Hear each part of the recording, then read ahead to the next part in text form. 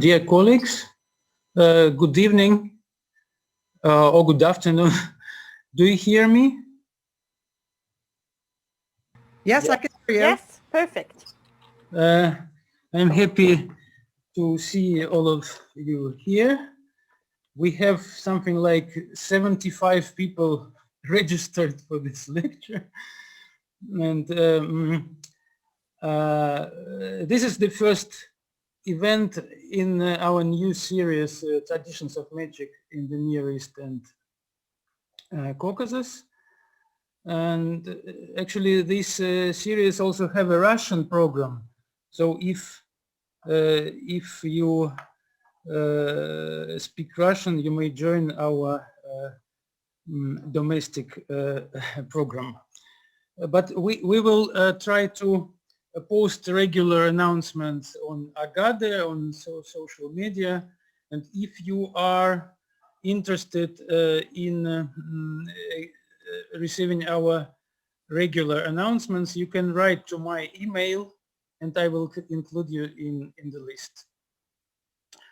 But I don't want to take too much time of this session, but I just add that Chaja Dürrschnabel is going to talk about an hour, and after that we will have a discussion. If you have questions during the lecture, please post them in the chat. Me and Vera will try to keep our eye on this chat, and Vera will answer your questions after the presentation. So Vera, please take the floor. Thank you so much, Alexei, for inviting me to this lecture. It's a great honor for me to have the possibility to speak in this context. And I'm afraid that the presentation will be a little bit boring for the bowl people at the beginning, because I'm going to talk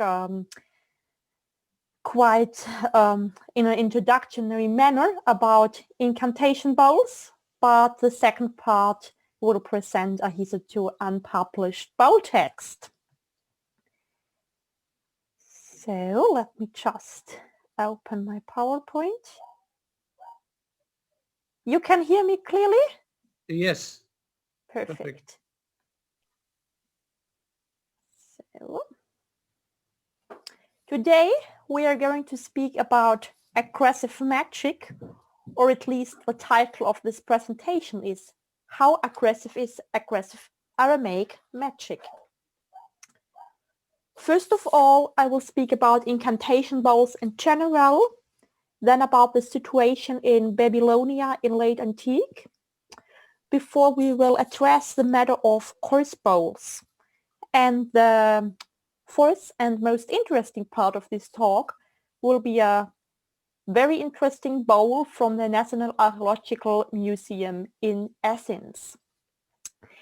Here in the first page, you can see a rather famous incantation bowl from Philadelphia collection with some nice, sweet demons here.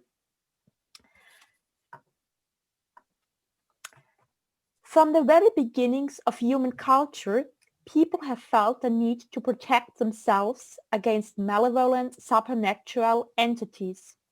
Archaeologists have discovered talismans, amulets, and other inscribed and uninscribed objects dating even to the earliest human settlements that were produced in order to keep malevolent entities such as demons away.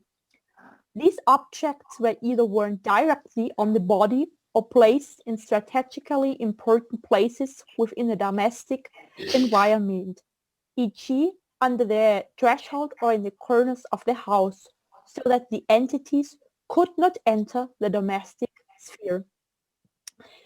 Many different kinds of amulets are known from late antiquity, whereas in Asia Minor, Syria and Palestine, lamellae, small inscribed metal plates, normally rolled and folded and carried in containers around the neck, were predominant. There was an Owen tradition of apotropaic artifacts in Babylonia between the 1st and 8th century. Incantation Bowls. Regarding form and material, these bowls do not differ from the domestic earthenware that were used in the daily circumstances. Instead, their uniqueness lies in the inscriptions normally found on the concave side, spiraling from the center of the bowl towards its outer rim. Some incantation bowls do also display anthropomorphic figures who, due to their attributes such as horns or weird hairs, chicken legs, or bound hands and bound legs, are normally interpreted as the demons against whom the incantations were written. At present, around 2,000 incantation bowls are known, housed in museums and private collections all around the world. Unfortunately, only a small number of these bowls have been edited and are accessible to the broader scientific community. It is very likely that many more incantation bowls will be discovered in the future. Regrettably, the major part of these bowls will lack a clear provenance because of the present political situation in Iraq, which facilitates the uncontrolled entering of these artifacts into the antiquities market. Nearly all incantation bowl texts known so far are written in one of the several Aramaic dialects: Jewish Babylonian Aramaic, Mandaic, or Syriac. According to the languages in which the incantation texts were written, they can be attributed to one of several different population groups in Sasanian Mesopotamia. It is supposed that incantation bowls written in Jewish Babylonian Aramaic were written by Jewish scribes, those in Mandaic by Mandeans, and those in Syriac by Christians. But it is not clear, in fact it is rather unlikely, that the clients for whom the incantation texts were written were also part of the same population group as the scribes. There is, for example, a large number of incantation bowls written in Jewish Babylonian Aramaic for a client with a Persian name. Whether those clients were Zoroastrians or Jews using Persian names cannot be easily determined because, on the one hand, there are many indications that Jews were well integrated and assimilated into Sasanian society, and on the other hand, Jews had a well-established reputation as practitioners of magic throughout the antiquity and the Middle Ages.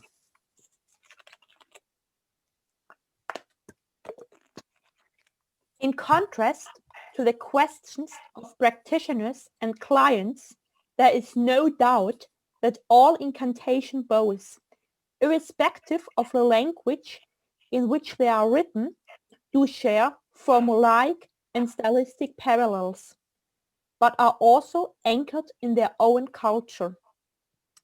Incantation bowls, written in Jewish Babylonian Aramaic, do not only include quotations from the Hebrew Bible, but also from rabbinic texts such as the Mishnah and from other liturgical texts. This cultural and literal anchoring of incantation bowl texts and the fact that they were generally written by experienced scribes led scholars to reconsider the social status of these objects, whereas researchers during the 19th century named them magic bowls in an attempt to differentiate these texts from Babylonian rabbinic Judaism. Researchers now see incantation bowl texts as representatives of central trends in Judaism in Sasanian Babylonia. Incantation bowl texts not only use quotations from biblical and rabbinical writings and were written in experienced scribes, but were also be found in synagogues in ancient Iraq. The question of whether incantation bowl texts should be considered magical or not is less a matter of philology than a question that depends on the current scientific discourse regarding the term magic. In contrast to the Bavli and official liturgical texts, which have undergone a multidimensional reduction process, incantation bowl texts provide an ad hoc insight into the genesis of private, non-authoritative ritual texts.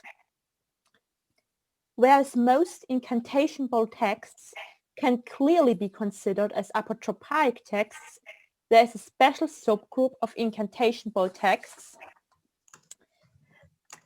that has been considered as aggressive or curse texts.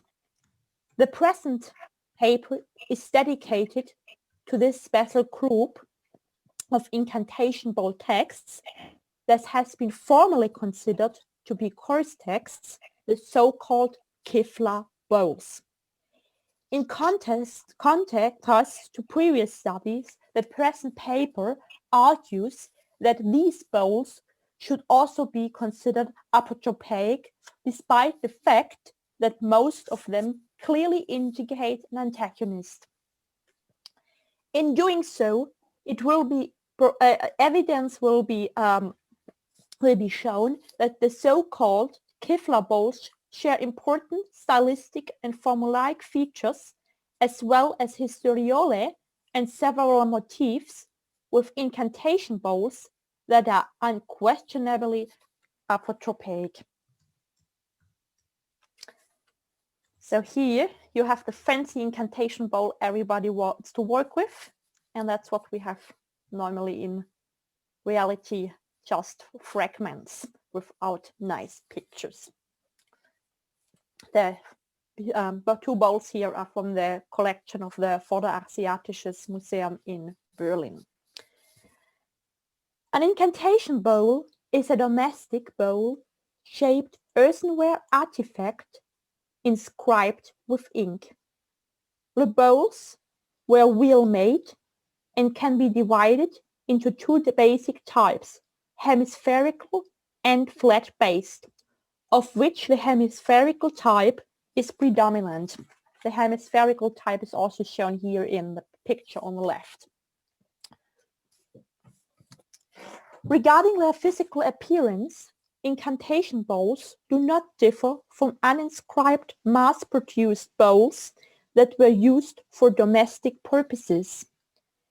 These inscribed clay artifacts have mostly been found in the historical region of Mesopotamia, that is modern Iraq, but also more rarely in neighboring regions such as Iran. Due to the fact that only a minority of them have been excavated in controlled archaeological excavations, the exact provenance of most bowls is uncertain. Thus far, incantation bowls, I quote now Moroni, thus far incantation bowls have been found in situ only at sites in central and southern Iraq. The number of incantation bowls known today can be estimated at approximately 2,000 bowls, but it is most likely that this number will need to be corrected upwards due to the increasing number of bowls entering the antiquities market. Incantation bowls are hosted both in museums and private collections. Many of them in the British Museum in London and the National Museum of Iraq and the Cheyenne collection. The bowls, huge numbers of bowls are provided in private collection, for example, in the collection of Martin Cheyenne, Moussaieff, Gil Moussaieff in Israel, Shlomo Moussaieff, Samir Dehais in Jordan, or in the Barkat Gallery, or in the private galleries of some of our present auditors.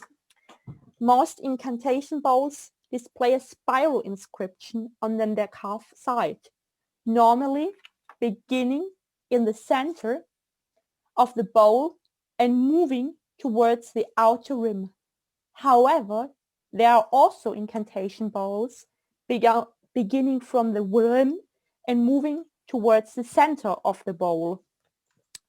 Besides the most common spiral writing design, there are also some bowls with a different layout.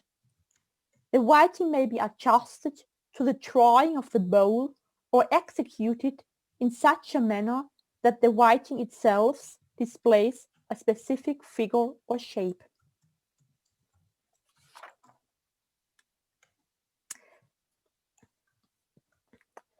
Incantation bowls were mainly produced between the 4th and 8th century and were used by Jews, Christians, Mandeans, Manichaeans, and Zoroastrians, to whom the bowls are generally attributed according to the language of the inscription. This underlines the fact that Mesopotamia during the Sasanian era, as in late antiquity in general, a large number of beliefs and customs were shared by various ethnic and religious groups. The majority of bowls are written in Jewish Babylonian Aramaic and can be considered an important textual corpus alongside the Babylonian Talmud for late antique pre-Islamic Babylonian Jewry. Babylonia in late antiquity.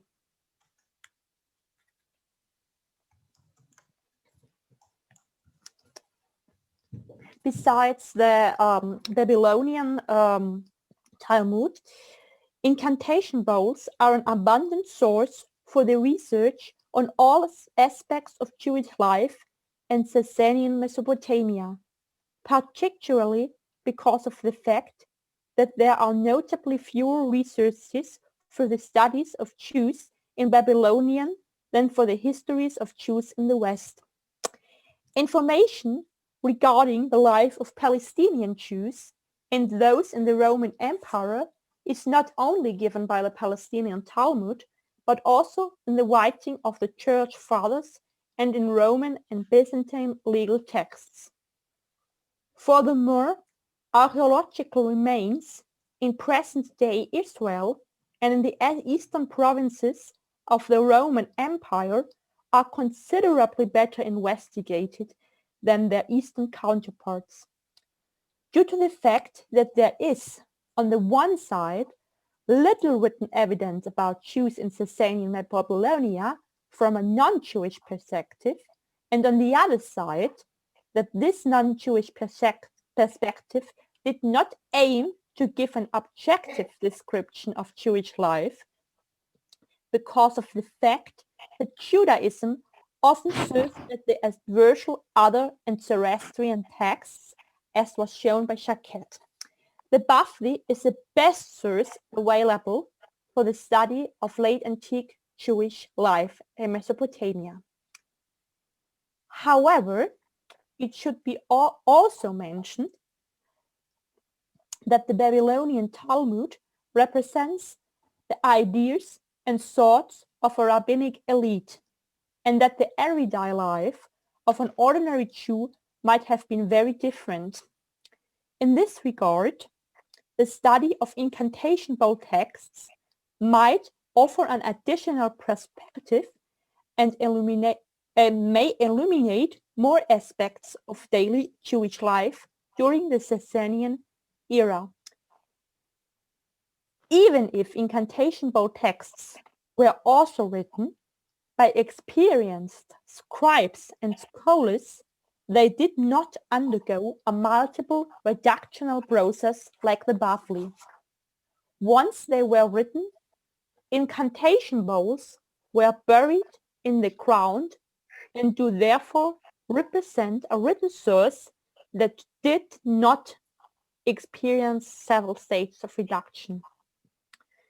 During the Sasanian era, 224 to 638, Mesopotamia was a melting pot of various religious groups: Jews, Christians, Manichaeans, Mandeans, Zoroastrians, and persons who adhered to the traditional Mesopotamian polytheistic religions lived next to each other, and interactions between the Jews and their non-Jewish neighbors were commonplace. I quote Secunda 2014. Historians researching Babylonian rabbinic Jewry have sifted through and rehearsed the plentiful data and have found anecdotes describing meetings and greetings in the marketplace, home visits, shared living arrangements, and all kinds of levels of economic collaboration.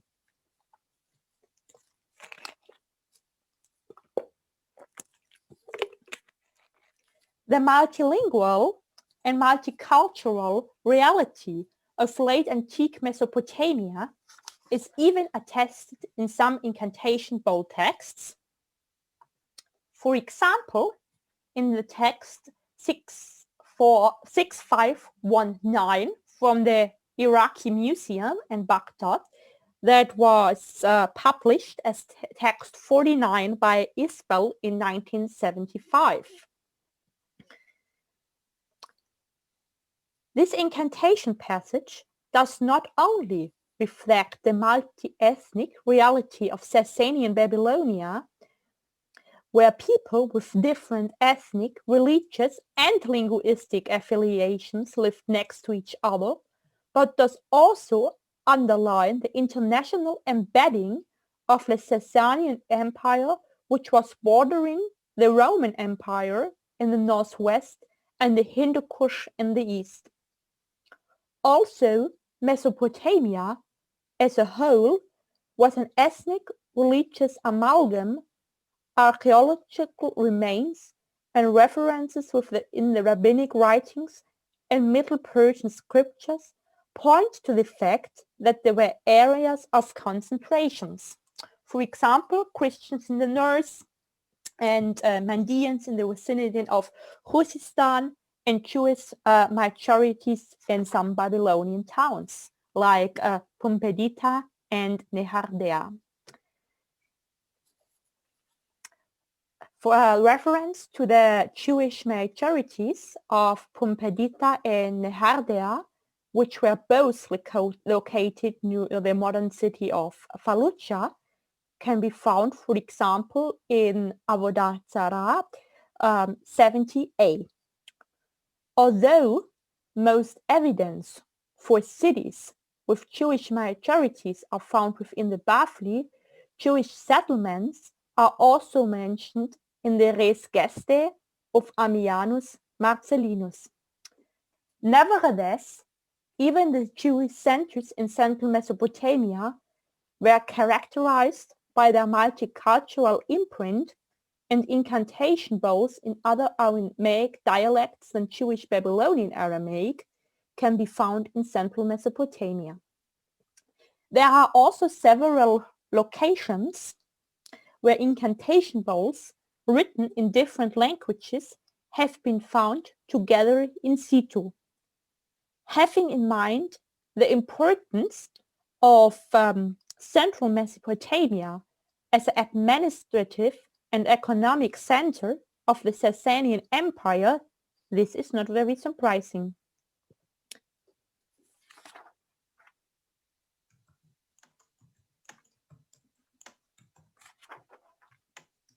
The language of government with I'm going to answer the questions, I think, after I stop, because I can't see them right now.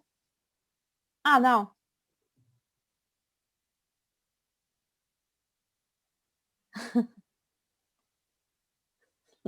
Okay, thank you, Matthew, for the clarifications. That's very good. But it doesn't become clear.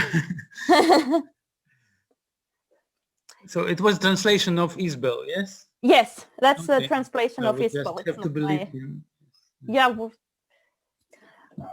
The language of government within the Sasanian Empire was Pahlavi, language of the Persians and the Sasanian dynasty.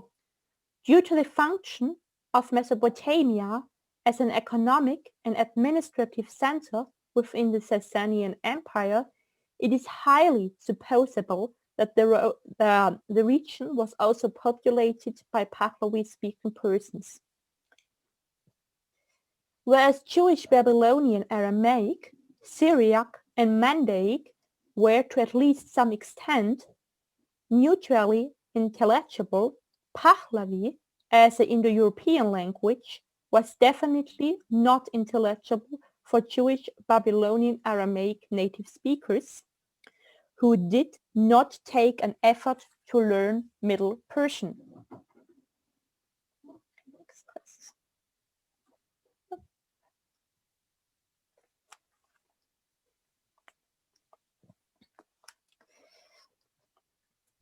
As already pointed out by Secunda, there are indications that some rabbis and Babylonian Jews were able to understand and even speak Persian.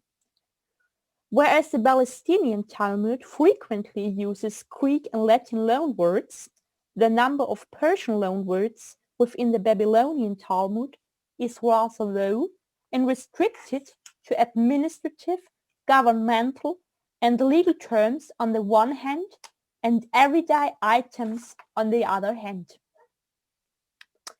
Interestingly, the Jewish Babylonian Aramaic variety used by the scribes who composed the Incantation Bowl texts does display a greater variety of words that might be etymologically traced back to Middle Persian.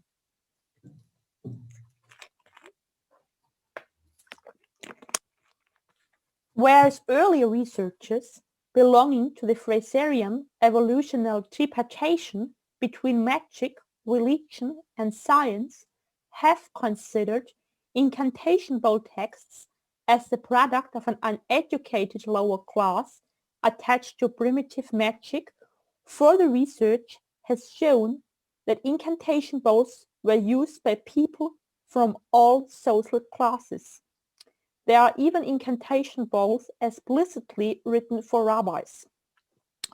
Furthermore, it has been shown that some of the scribes who wrote the Incantation Bowl texts did not only have a very experienced writing hand, but also, at least to some extent, knowledge of the traditional Jewish literary canon.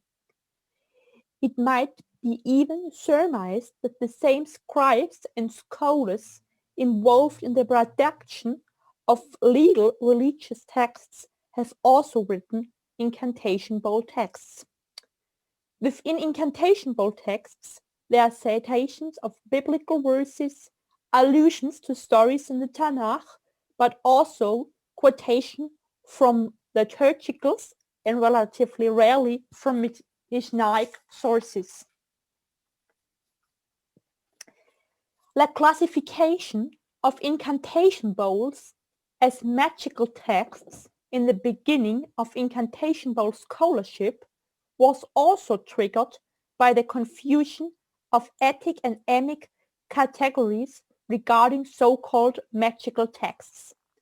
Additionally, many termini were already coined by their use within the Greco-Roman cultural sphere. I cite Bohak. In Greek culture, the term magic, Magaya, was born as part of the Greek encounter with Persia and its priests. As already pointed out, Incantation Bowl texts in general and Kifla Bowl texts in particular, on which this research project was based, do never describe themselves as magical texts. Within this context, it should be mentioned that it is quite unsure which term could have been used for the category magic within the Incantation Bowl texts written in Jewish Babylonian Aramaic. We have a lot of terms describing different verbal utterances that are negative, but not really the term for the writing the bowl as a whole.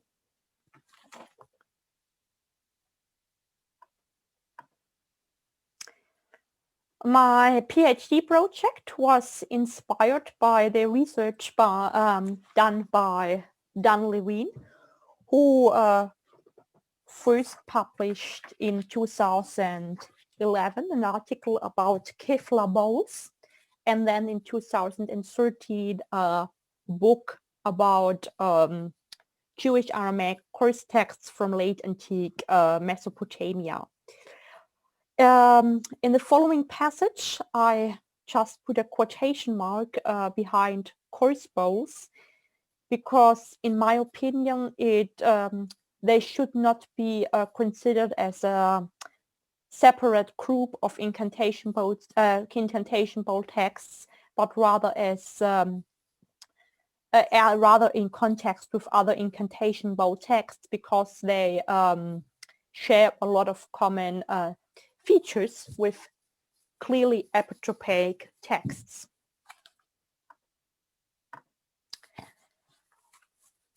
Here we have a typical Kefla bowl. Although the first Kefla bowl, a bowl from the Vorderasiatisches Museum in Berlin, was already published by Wollstein in 1894, it was Levine 2011 who identified Kefla bowls as a specific subgroup of incantation bowl texts in his study of 5 selected bowl texts from the Vorderasiatisches Museum in Berlin. Presenting the main characteristics of Kefla bowls, Levine 2011 wrote, "The most obvious connection between all the bowls in this group of 5 from Berlin is the fact that all define themselves as being Kefla in this particular group of texts, meaning that they are all kind of counter-charm. Thus, they are all intended to return adverse magical actions to their origin, in these cases identified specifically as individuals who are personally named." Levine further underlined that Kefla bowls also share a number of common characteristics that pertain to their literary content and particularities of physical form that go beyond the simple fact that they are earthenware bowls. Regarding the literary context of Kefla bowls, he demonstrated, based on his case study with bowls from the Vorderasiatisches Museum, that the text of these and other bowls seem to share a common Vorlage. He also pointed out that most Kefla bowls display bitumen markings on their rim or on the outside of the bowl. Here you can see the bitumen markings. In his subsequent study, dedicated to Incantation Bowl texts, he identified those texts as aggressive.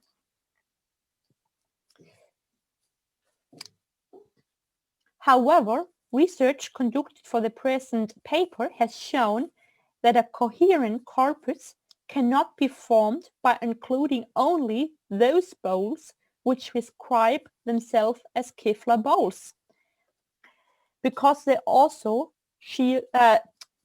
share some specific physical appearance, the bitumen markings.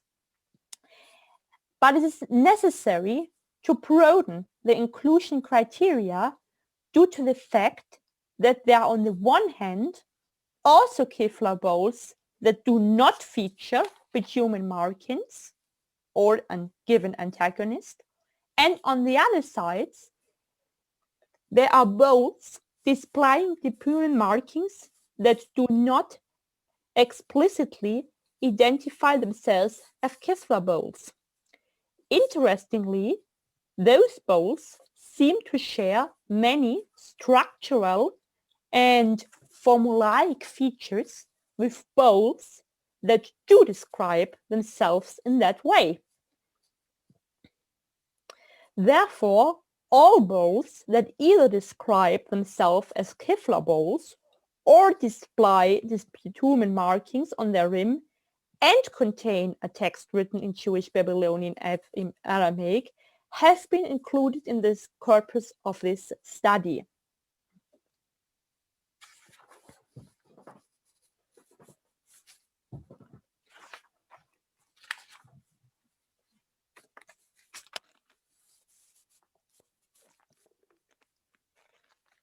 I won't address the question of the term Kifla now.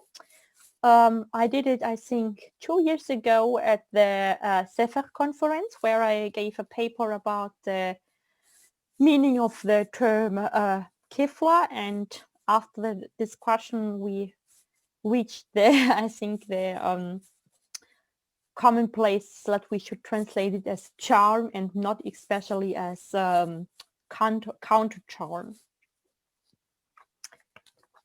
So here we have a special Kifla bowl, and normally it's also supposed that two bowls were placed facing each other. Here they were just glued together with bitumen, and what you can see here on the top, there are the dots from the bitumen marking because they were also bound together. You can't see the rope anymore because it was destroyed, but the bitumen marking as the glue just remained.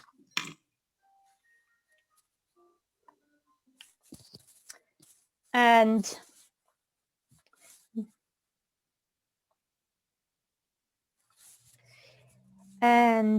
now I would like to consider with you a hitherto unpublished bowl from the National Archaeological Museum in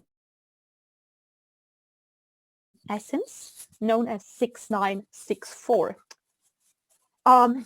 For me, this bowl appears to be a duplicate of bowl 2509 from the Vorderasiatisches Museum and in Berlin, and bowl 91763 from the British Museum. We have some interesting formulae that can be found in all three incantation bowls. First of all, it's the Healing from Heaven formula, Asuta min Shamaya. This formula is not only found in those bowls, but it's very, very popular and can be found in many bowls. The second form is the so-called Lamentation of Gehenna formula that I have only found in those three bowls until now. And we have some allusion to the biblical story of Sodom and Amorah.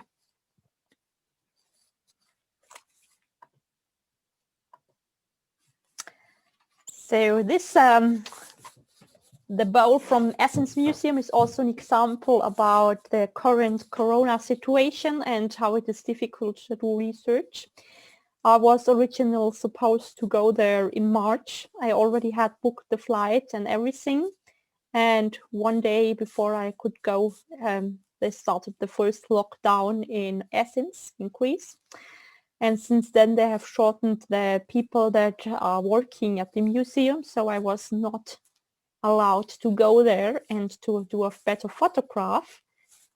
But interestingly, and thanks to Matthew Morgenstern, I have now a much better photograph than that one that they have sent me from Athens. And the better photographs we will see when we are going into the details.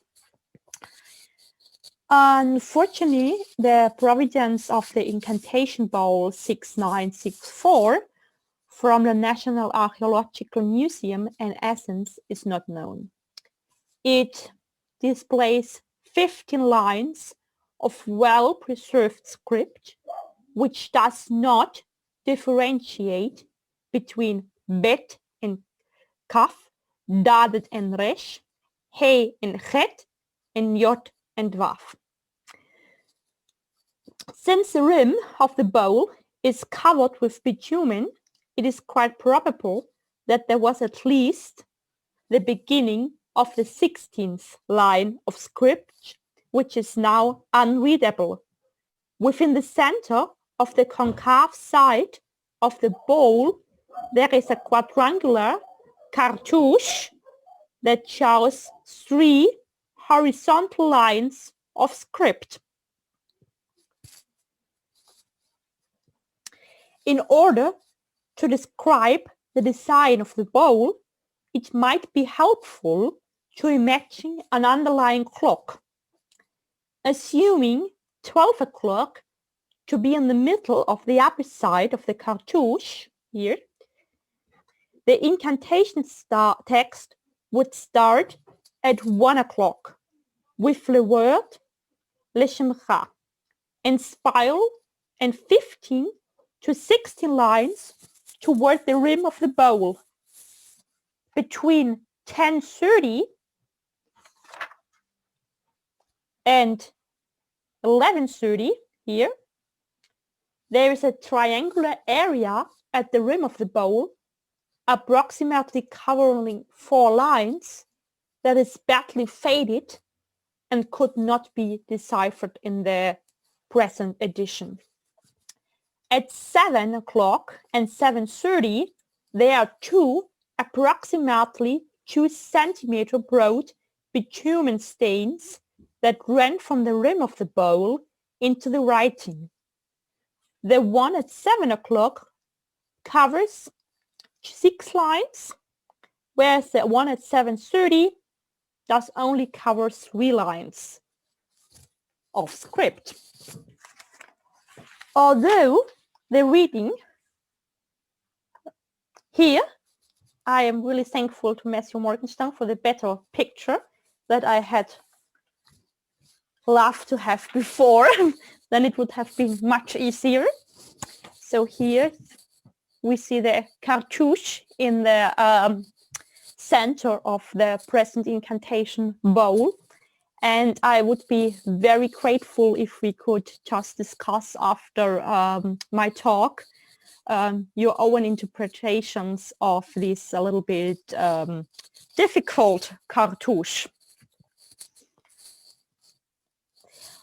Although the reading of the cartouche is within the exception of the 3 last letters in the second line, quite certain its interpretation is rather challenging, and it could be assumed that some of the letters represent voces magicae, a phenomenon that is not unknown to cartouches within incantation bowls.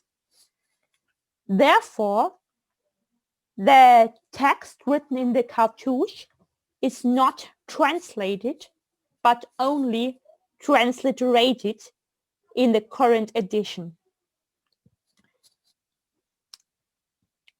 The first line of the cartouche starts with the word dachla or something like that, which is undoubtedly based on the root dalet chet lamed, to be afraid or to fear.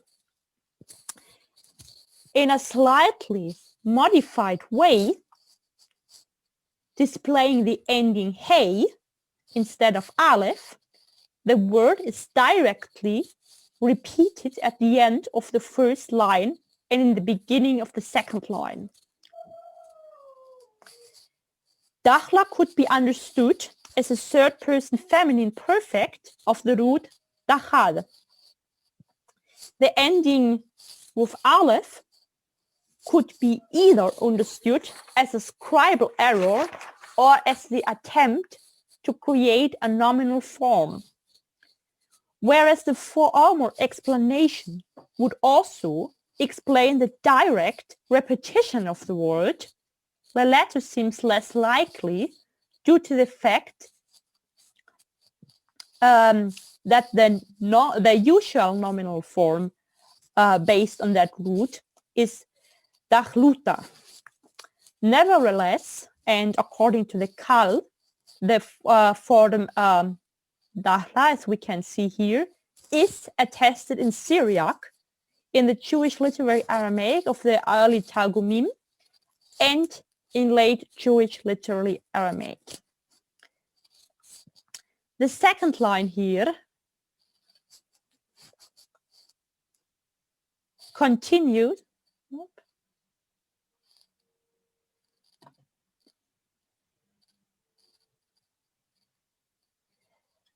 The second line continues with the word Vacha, maybe and the brother, that is followed by 3 letters that are rather difficult to decipher here at the end of the line.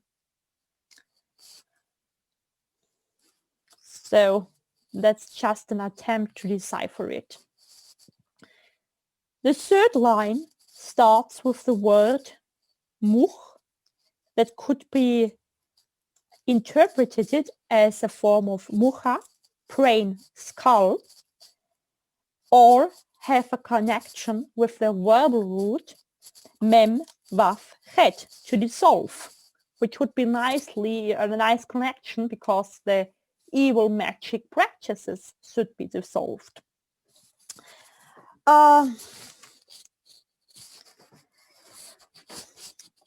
And here we have the numeral Chaja, 1. So for me, it's rather difficult to interpret that cartouche. If I just read the content of the cartouche without thinking about it, I have something like fear and brother and dissolve in my mind, but it's still no mean clear to me what it's written here. And maybe it's just voces makike here. Okay, now I would like to go through the text with you.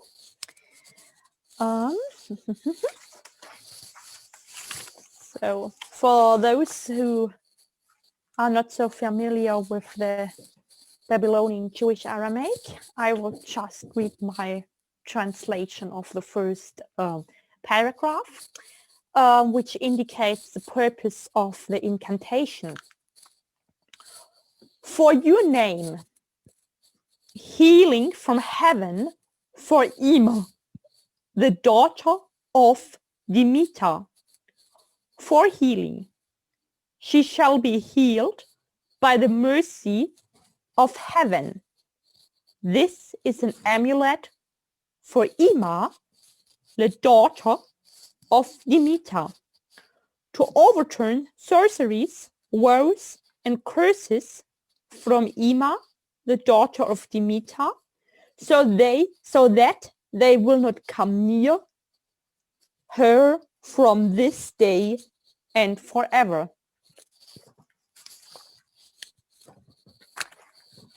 So here we have the popular healing from heaven formula, Asuta min Jemaya. And for me, this bowl is very interesting because we have all features of a Kevlar bowl. So it's bitumen markings on it, and it was most probably paired with another bowl because otherwise it would be completely useless to attach bitumen markings. But here we have a healing bowl. Of course, the healing could be is more abstract. It's healing from curses, sorceries, and woes. But yeah, nevertheless, clear antagonist is not indicated here. Yep. So here we have the interesting nominal form that displays hey instead of the expected aleph, whereas the regular aleph ending can be found here in the second line. So we can also see here that can you hear me? Yeah, it was just frozen. So we can see here that the scribes most probably also just wrote that they heard the word sometimes. The client's name here is Ima bat Dimita. The given name Ima, that has the underlying meaning mother, is well known from different sources, whereas the matronym Dimita, Dimuta, Dumuta, Dumita has not been attested before. However, the masculine form, Dimi, is well attested in rabbinic literature. Therefore, the vocalization chosen here, Dimita, is most probable. Yes.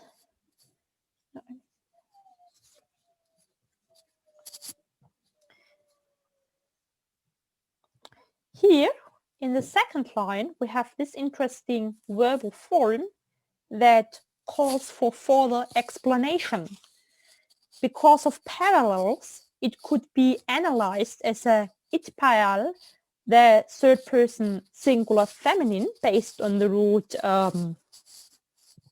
aleph samech yod, to heal or cure, with a prefix coordinating particle dalet. So, and that would be also very nice if we point back to our cartouche, where we have the yod and the samech, and maybe then we have to read not shin but aleph.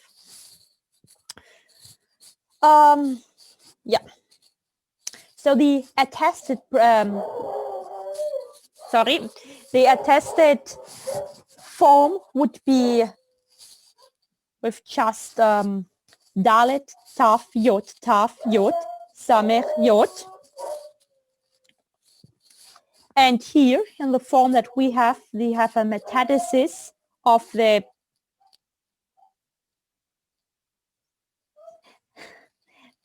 no, it's no poodle attack. Actually, I'm not at home at the moment because in my house, the electricity just went out. I have no internet, nothing. All in the freezer is destroyed. So I went to the house of a friend, and she has much bigger dogs. So I'm very sorry for her. No problem. Go on, please. Yeah. I think it's okay. Yeah. So instead of the expected verbal ending yod, we have here the verbal ending hey. Yes. So in the third line, we have a different writing of the client's name. We have just here in the third line, we have just the yod inside. Here we have, in the third line, we have 3 letters, dalet, shin or sin, waf, that could not be interpreted, or at least I cannot interpret them, because in my parallels for the Asiatic Museum and from the British Museum, I don't have those 3 letters, and so they could be rather voces magicae that function as a separating unit between the indication of the client and the indication of the incantation's purpose, or we could simply think about a scribal arrow. Here, the infinitive must be restored due to the parallels, for example, in the beginning of Bowl 2509.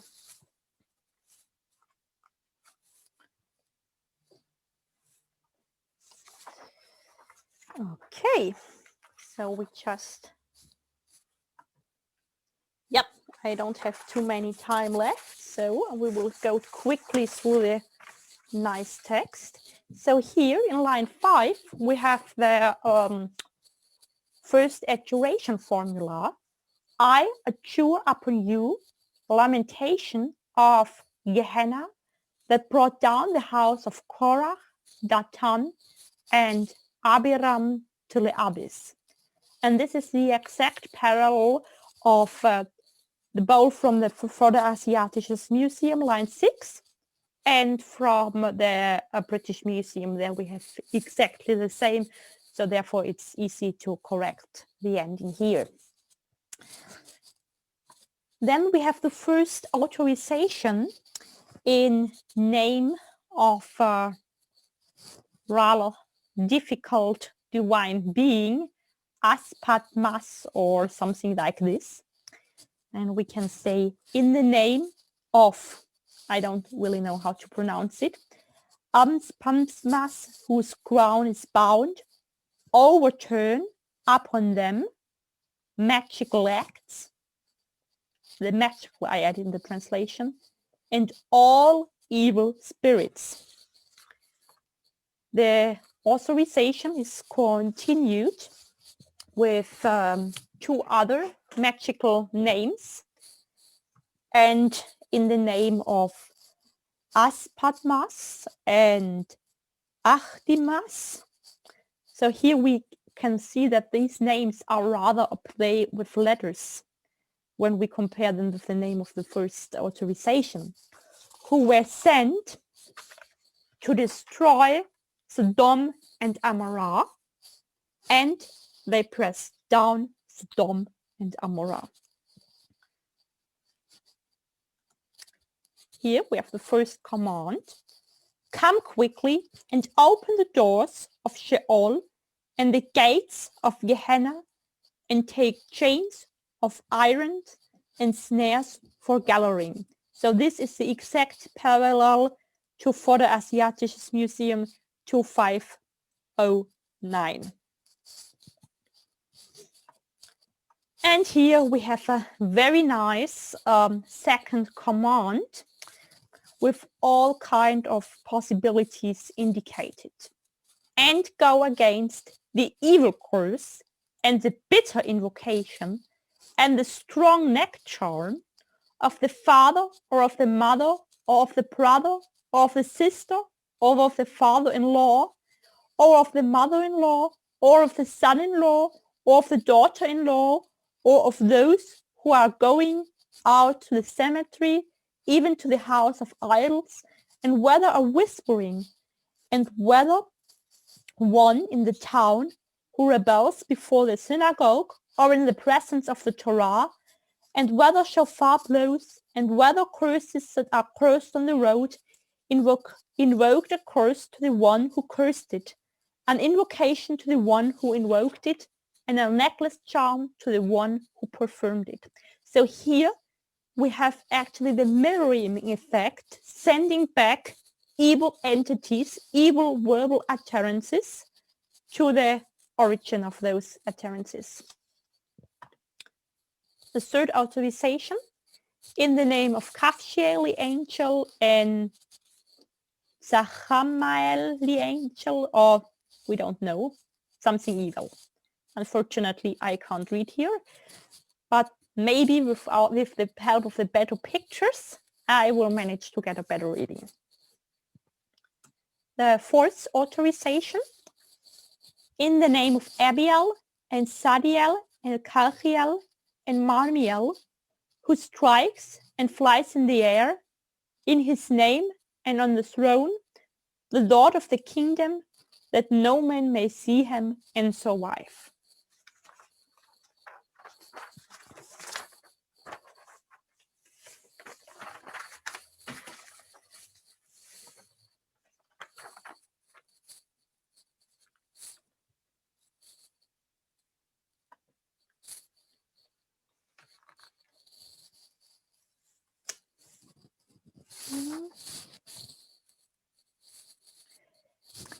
So here, who le'agala, we can say like, hey, quickly, open the doors of Sheol and the gates of Gehenna. So this formula is not only found in the two parallel bowls I found, but also in several other bowls. And then we have the command, take chains of iron and snore for gathering, go against the evil curses. Whoop. And finally, at the end, we have something like a conclusion, all bound and handed over, that they may not come near to Ima, the daughter of Demeter. And here it's really nice how you can see how it was believed that the ritual text was working. So during the kind of performance of that text, maybe in some oral performance of the text, it was considered to be working. And at the end of the text, we have the conclusion that it really worked. And the second part of the conclusion, that it unfortunately stops because of the bitumen markings that we can't read there. In the name of, I can't read it, who is appointed over all, may you shake and may you go far away all evil, that they not from Ima, the daughter of Demeter. And the continuation, I unfortunately can't read. Thank you so much for your attendance, and I'm looking forward to the discussion. And here you can see what happens to somebody that does too much with bowls. So this is the bowl actually we had in the beginning of the preposition, and I was really happy when I finally managed to see the bowl in real in Philadelphia. Thank you very much for your presentation, and I would say very thoughtful introduction into this topic and for this fascinating new bowl.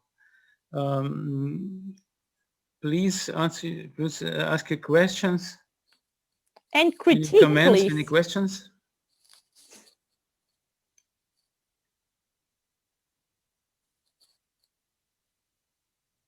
You have to switch on your microphone because I switched off all the microphones.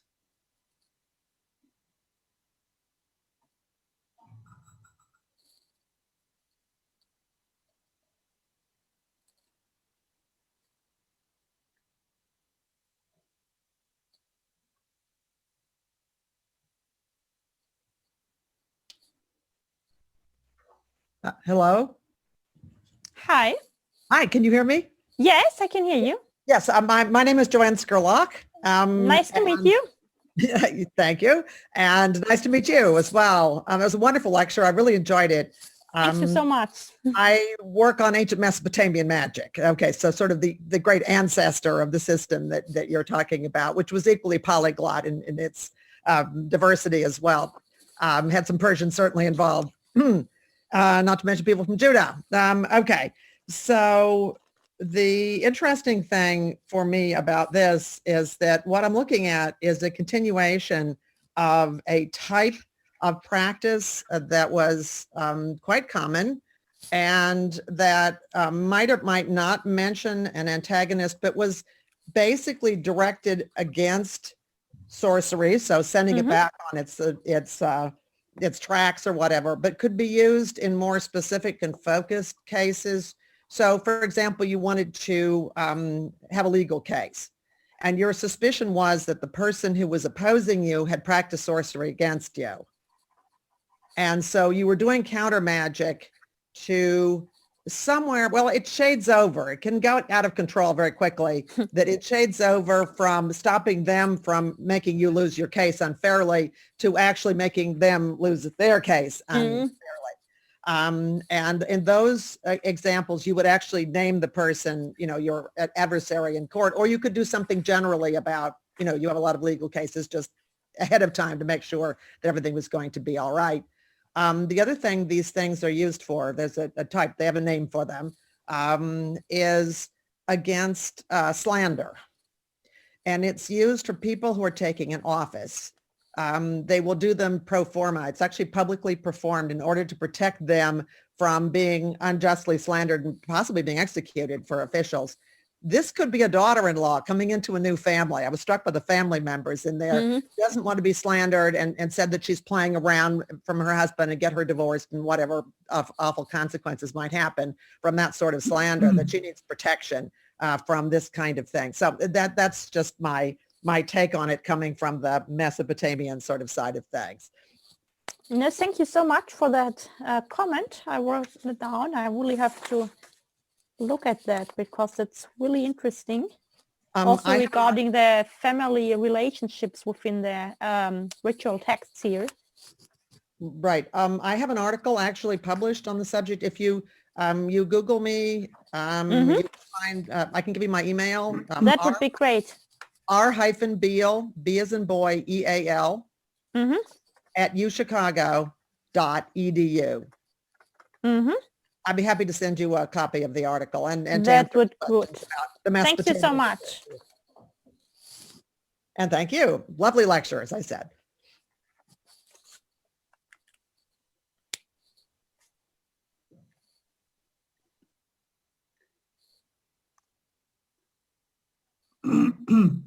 Please, Gabby, please. Hello, Vera. Hi, Gabby. So for the name, for Dimiti or Dimuta or Dimiata, I think it's possible to be sure that it's Dimita, because on some bowls which I am working, there is the name Dimi. He is a Rabbi Dimi. We It's also have him in Talmudic sources.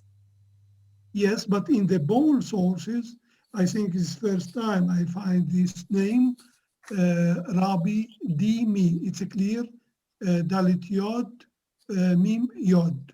So can be sure that the name is here. Here is Dimita. Sorry. Dimita, thank you. Is this bowl published or not? Not yet. When it is published, I would really appreciate if you could send me the article. It was a pleasure. Thank you, Eva. Any more questions, comments? I was specifically drawn towards the aggressive aspect of the magic bowls, because in the Talmud, when it speaks about, I'm a Talmud scholar, and in the Talmud, when it speaks about magic, so it sort of derides magic and says that, you know, why is magic called kishuf? Because it's makrishin familia shalmala, because it's something that denies the divine family, right? So that sort of suggests that the Talmud's problem with magic is that it's sort of going against, you know, a person's expected relationship with God. It's sort of what we would consider a ben adam lamakom issue.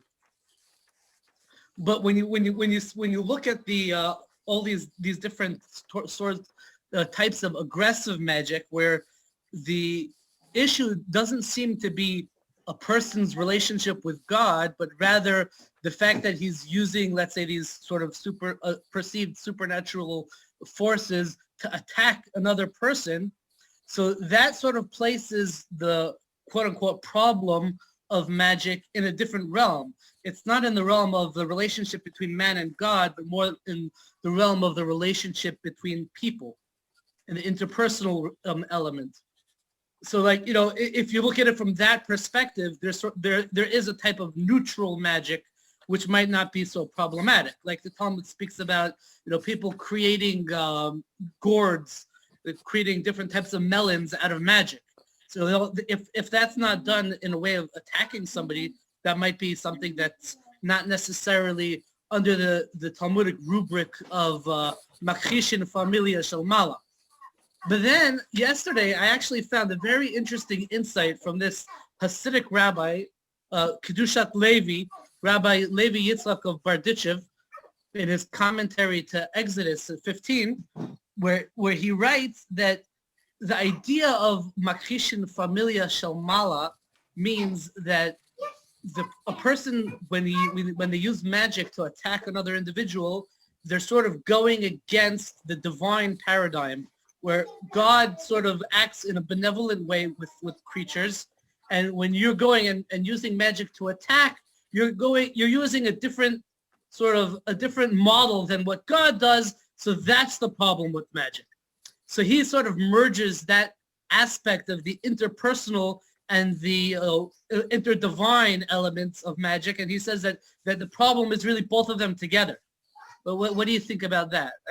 This isn't necessarily your. I think it's a very important and good remark, because what we actually in this context, it's not problematic at all, because the bowls, they say "Lishimcha ani osei or osa," so in your name I act. So they actually predict that they act according to the laws of God, and they also address benevolent, divine. I don't know how to address them. Maybe beings like angels. But using it in an aggressive fashion. Yes, that's so. Actually, it is very interesting. On the one side, they act within the order of God, but they just turn a little bit around. So they don't do the really big turning around against. They don't act against God, but they act against each other. So on the surface, everything is fine, but under it, balagan. Wow.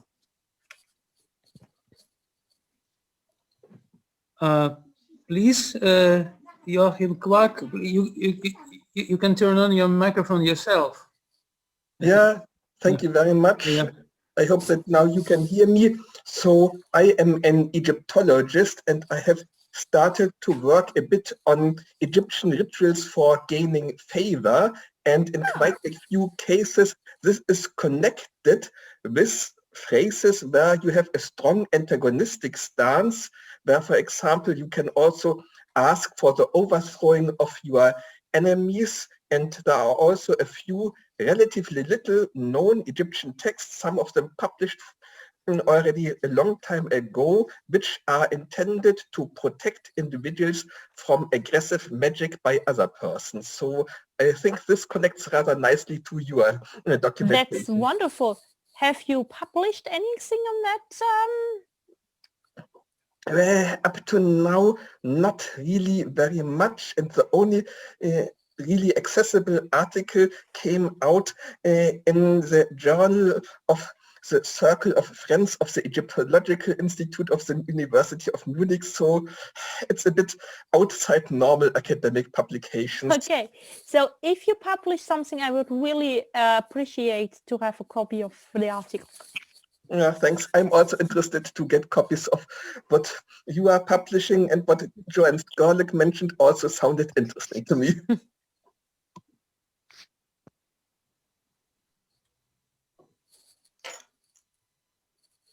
Since I was invoked, if I may interpose that in terms of the question of where does God fit into all of this, in the bowl that you mentioned, the angels that come in at the end are guarantors. In other words, they're actually transmitting and they're standing behind them, making sure they do it. Really, basically, making sure they do what they're supposed to do and not something else. You know, not go just attack random people, but to actually go. And of course, you also invoke the person who cannot be seen without your dying. That's God, of course. So essentially, ultimately, he stands behind what's happening here. It does not violate the rule of thou shalt have no other God before me. You put him in charge. It comes then out in that context as divine punishment, a divinely ordained punishment, rather than an aggressive act of magic by an individual. If you put that twist on it with the ending part of it, that might help also to make it kosher. That's a very good remark. Thank you. Oh, and in terms of Egyptology, you might check out Robert Rittner's book. He's written some very interesting things on magic. He's something of an expert at the Oriental Institute. And it's free. It's free. It's an Oriental Institute publication, and you can download it for free. So, yeah. It's so interesting. I've never thought of this theological aspect of the bowls. Something very new for me to hear. So any remarks and questions? Someone else?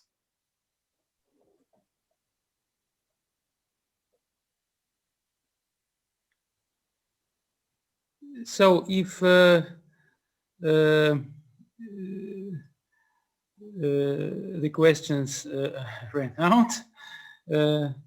I would like to thank you again, Vera, for your nice presentation. And I thank you again for the possibility to speak. It was a great honor for me, and also to all our auditors. Thank you for coming and listening to my presentation.